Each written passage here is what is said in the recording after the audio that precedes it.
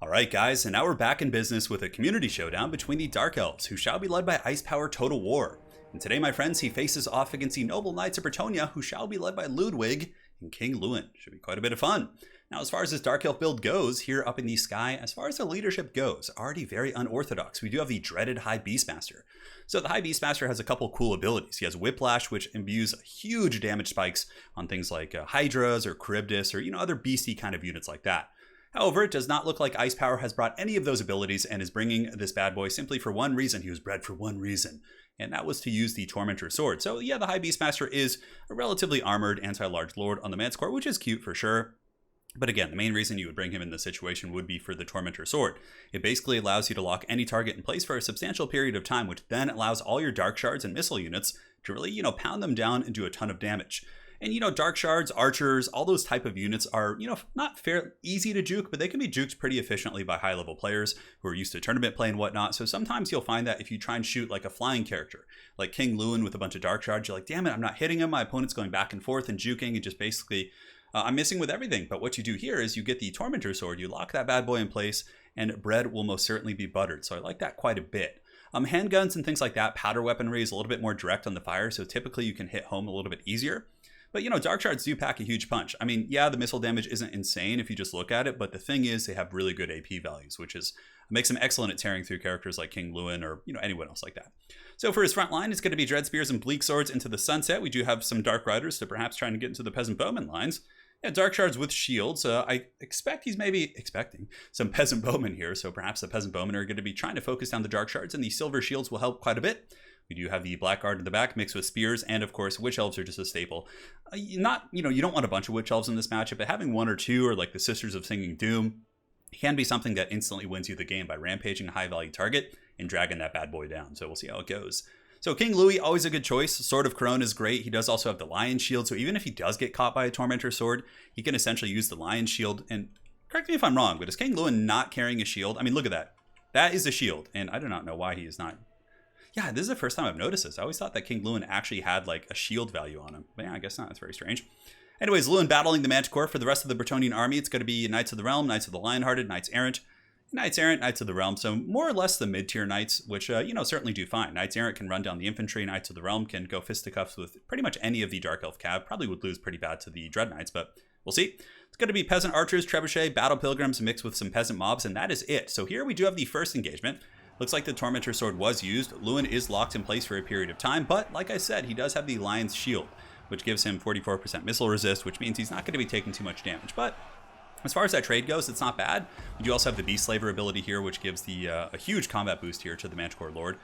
Gives it weapon damage, bonus for Sarge, additional AP, so certainly not bad. Lewin is forced back, but I mean, it's not really that big of a deal. He has self-healing. There's also a Life Caster here on the battlefield here for Ludwig, so he should be okay.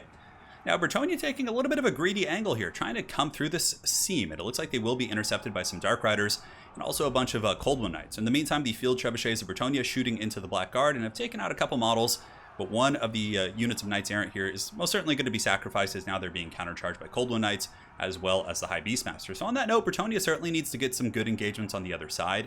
I really think Bretonnia didn't need to engage here, considering they have the Trebuchet and the Archers. They probably could have sat back, but we'll see if they end up paying the Troll toll in the very end of the game here. So, Knights of the Realm, Knights Errant charging in. They do get a nice hammering charge here on the Dark Riders, but the Dread Spears from Ice Power Total War are able to bounce out and screen those guys out relatively effectively. So the Dread Spears, they're on the hunt here, man. They're going for blood. But from here, it does have a bit of an opening, so the Knights can kind of go up and around, and these two Spear units are a little bit overextended, so Bretonnia certainly could capitalize here. We'll see.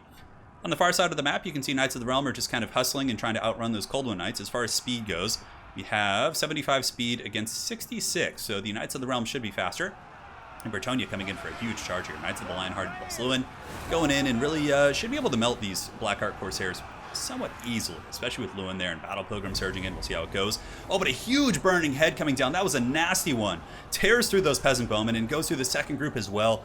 That's really nice. That's going to take a ton of pressure off the Dark Elf backline, because Peasant Archers, can do good damage against Dark Shards. They only have 30 armor, but that is huge. 2 units of Archers completely nuked. One of them actually shattered. The other one pretty much going to be combat inefficient for a substantial period of time.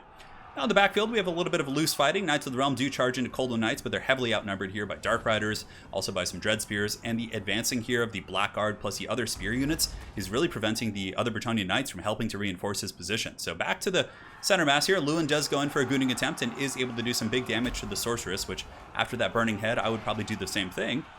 And some of the Knights of the Lionhearted trying to push in, but they do get caught in a Tormentor Sword. Very nasty stuff. There's Witch Elves nearby, there's a Tormentor Sword, there's the potential for Rampage. Quite nasty indeed. Now, Valspar is pretty even. The front line of the Druki is certainly taking a bit of a pounding. The Blackheart Corsairs have been very heavily outmatched by the Cycle Charging Knights and King Lewin in the front. Dark Shards are falling back now, which is certainly good. I would imagine they will be turning around here for a good old fisticuffs fight here in just a moment. And we do have a duel between Lewin and the High Beastmaster, who is afflicted by the Sword of Corone. And yeah, he's taking a lot of damage. Knights of the Lionhearted and Lewin able to really get him good. And now Dark Shards are going to be opening up, and look at the damage on those Knights of the Lionhearted. Brutal stuff. And now going into King Lewin as well. The Bretonnians certainly taking a hammering there, but, so did the Dark Elves. Dark Elves, took a ton of damage on the High Beastmaster. They also lost their caster, which means obviously Bretonnia is still going to have its caster, and the Dark Elves are not. So that's a pretty big advantage. Granted, this caster might come back. I mean, 18 HP, I would be really surprised if that thing came back. I would be really, really shocked. The dreaded Field Trebuchet in the back still firing as far as kills, up to 28 kills against those Black Guard. Dark Elves have kind of secured a bit of a mobile advantage actually here in the center mass of the fight. Of course, on the wings, Bretonnia still has its cav, but for the most part, the Bretonnian cav can't really get embroiled in combat here. The threat of the Witch Elves and the Black Guard and all these other scary anti-cavalry units are really posing a pretty substantial threat. And Dark Elves, yeah, Dark Elves are going to be pushing them, and the Dark Shards are a big problem. 53 left in this unit, we have 62 right here, and as far as this other unit goes, we have 68. Another Burning Head going down. Might clip these archers here and do some okay damage, but nothing to really just end the game, right? Nice Earthblood there by Ludwig. Earthblood is going to be topping off King Lewin, not topping him off, but bringing him up to a pretty solid amount of HP. And it looks like he's going to be going for the fight. And here the Knights of the Realm do charge into the Corsairs, plus also the Coldwood Knights. But another Tormentor Sword going down, really, really nice stuff there. And Lewin could potentially be taking some damage. I wonder if Ludwig is holding the Lion's Shield in the back pocket. We'll certainly find out, but Bretonnia trying to creep around the back. You can see the Knights Errant are going to be hunting down that Sorceress, who I guess did come back for that Burning Head. And I would imagine from here, they're going to be trying to get on those Dark Shards. But those Witch Elves are hot on their tail, and if they get rampaged, that's pretty much going to spell doom.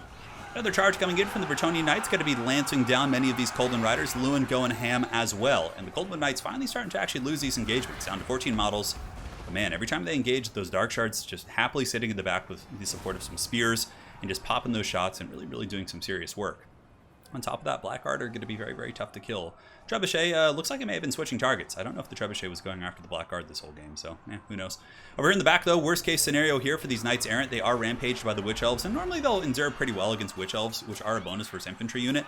But the problem is some Dread Spears have gotten here as well, so now we're probably going to see many of these Knights Errant start to go down, and yeah, they're not going to have a good time with that. The Witch Elves do bounce away, having done their dirty deed. The Knights Errant are rampaged. Now they're trying to catch a more elusive prey in the form of the Knights of the Lionhearted. We'll certainly see how that goes. And up in the sky, we have a duel. King Lewin on the hunt, trying to catch this High Beastmaster. Sword of Corone is active, and Bretonnia currently is a little bit behind on the bounce of power, but if they are able to catch this High Beastmaster, perhaps kill that character, that will give, Lewin the freedom to essentially cycle charge without having to worry about being Tormentor Sworded. Tormentor Sworded? I don't know what the proper way to describe that would be, but I just started having some coffee. The brain's just waking up, guys. Bear with me, but nice charge there from Lewin, getting a nice rear ram right there on the High Beastmaster. And the Beast Slaver ability is activated, doesn't help in a defensive sense, but looks like maybe he was anticipating some combat there and just pops it. Lewin a little bit trapped up amongst halberds now, and the Dark Shards are the persistent threat here in this game. Tons of ammunition on those guys. And yeah, they can pretty much kill anything that's left on the battlefield, with the exception of Lewin. And I don't know if Bretonnia has enough stopping power via their cav. Back here we have some Knights Errant. Looks like we have some Knights of the Realm here that might be able to come in, but there's spears back here. Ice Power is doing a great job, and oh no, this may be the death knell here for Bretonnia, as the Witch Elves are able to rampage the King. He's out of control, but at least he's rampaging after the High Beastmaster, so he may get back up in the sky. No, it doesn't look like it. And with that, the Dark Shards synergizing with the Witch Elves and also with the Tormentor Sword, probably going to finish off Lewin, but the brave Knights of Bretonnia, one valiant charge, and look at that, Dark Shards are really squishy, man. Like one charge from these very beat Knights back here, able to take like half HP off like all these guys, but too little too late most likely. I mean, is it point of no return? I mean, maybe if Lewin could survive, but he's at his healing cap too, which means like even if he does survive, he's not going to be that much of a factor. Knights here do get a nice charge into the back of the Manticore, the High Beastmaster, riding on Manticore, and might be able to do some damage, but the Manticore character should be able to get back up in the sky. And like I said, Dark Elves just have so much left. Dark Shards, they have the Spears here, they have some Witch Elves, they have the Black Guard. There's just too much goodness here on the battlefield. But we'll see what Bretonnia can do. Knights of the Lionhearted are rampaged here, and they're going to be getting dragged down by the Blackguard and some of these other elite Dark Elf units.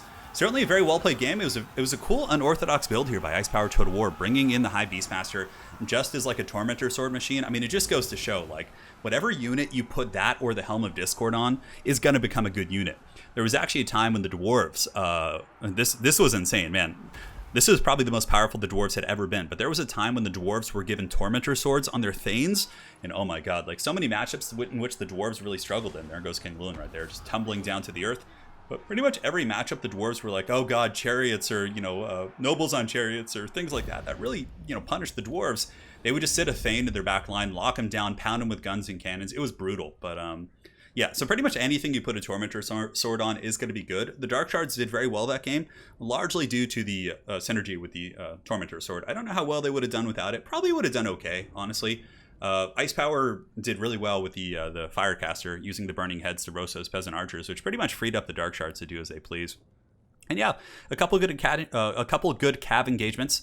In the beginning, Ludwig did kind of overextend with some of his Cav units and got caught on the flank there and was like forced to run around the map and, lost a Knight Errant. So there was a lot of little things like that. Probably just using those Knights defensively and then like wait for an opening up the middle to charge down the Dark Shards and then pull back to your own defensive ranks could have been good.